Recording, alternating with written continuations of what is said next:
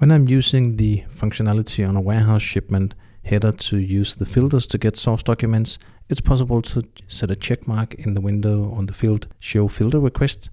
And this check mark only just pop-ups the filters that actually already set up. So in my filter window, I've done all the setup, but instead of entering that, I could just select my Show Filter Request. And then when I run it, instead of just running it, it pops up with the filter and I can see all the filters. So I can see here that it's filtering on those different documents, shipping advice complete, location code warehouse, etc. And I could add more filter. So it's like a way of modifying the filter in this specific batch. So if I'm saying for some reason this should not be complete but partial, like this, and I'm running it, it will import the lines here, but it wouldn't have changed if I modify my original filters here, it wouldn't have changed that one.